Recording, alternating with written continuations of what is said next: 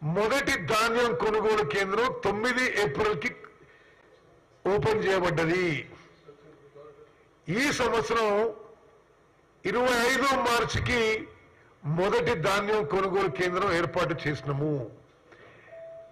1 April కంటే ముందు చేయడానికి కేంద్ర ప్రభుత్వం యొక్క ప్రత్యేక అనుమతి పొంది తెలంగాణ రాష్ట్రంలో 1 ఏప్రిల్ కంటే సుమారు 1 రోజుల ముందే ధాన్యం కొనుగోలు కేంద్రాలు కొనుగోలు చేసినాము, ప్రారంభించినాము. పోయిన సంవత్సరం మొత్తం ధాన్యం కొనుగోలు కేంద్రాలు 7031 ఉంటే ఈ సంవత్సరం 7149 కేంద్రాలు ప్రారంభిస్తున్నాము. అందులో 6919 కేంద్రాలు ఇప్పటికే ప్రారంభమైనవి. పోయిన సంవత్సరం ఇదే తారీఖుకి, పోయిన సంవత్సరం ఇదే డేట్కి తెరిచిన ధాన్యం కొనుగోలు కేంద్రాలు 335. అంటే ఎంత నిస్సిగ్గుగా, ఇంత నిర్లజ్జగా బీఆర్ఎస్ పార్టీలో పెద్ద మనుషులు మాట్లాడుతున్నారంటే, ఓహో మేము ఏం చేసినాం అది చేసినాం మీరు ఏం చేయనట్టుగా వాళ్ళు మాట్లాడుతున్నారు. దానికి ఎగ్జాక్ట్ ఫిగర్స్ చెప్తున్నా. 14 ఏప్రిల్ 2024కి 6919 ధాన్యం కొనుగోలు కేంద్రాలు ఏర్పాటు చేయడం జరిగింది. 14 ఏప్రిల్ 2023కి 335 ధాన్యం కొనుగోలు కేంద్రాలు ఏర్పాటు చేయడం జరిగింది. 335 ఎక్కడ, 6919 ఎక్కడ? అదేవిధంగా మొత్తం ధాన్యం కొనుగోలు చేసింది ప్రొక్యూర్మెంట్ సెంటర్స్ లో ఈ సంవత్సరం 14 ఏప్రిల్ వరకు, అంటే ఈరోజు ఏం డేటు 15, నిన్నటి వరకు కొనుగోలు చేసిన ధాన్యం 2,69,699 మెట్రిక్ టన్నులు, 2.7 lakh మెట్రిక్ టన్స్. పోయిన సంవత్సరం ఎంత? ఇదే డేట్కి 233 మెట్రిక్ టన్నులు. మరి ఈ అంకెలతో వాళ్ళు ఏ విధంగా పిచ్చి పిచ్చిగా మాట్లాడుతున్నారో ఒకసారి మీరు దయచేసి ప్రజానీకానికి తెలవాలి.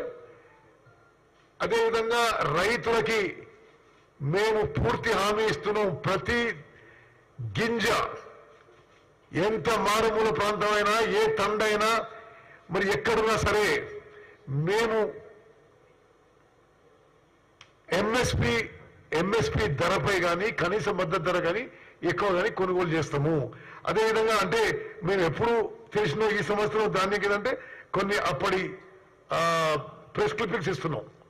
ఓకే, నెక్స్ట్ ఇప్పుడు అదేవిధంగా పోయిన సంవత్సరానికి ఈ సంవత్సరానికి వివిధ జిల్లాల్లో ధాన్యం కొనుగోలు విషయంలో మీకు కొన్ని 22, 23, 24 మరి ఫిగర్స్ మేము ముందు పెడుతున్నాం.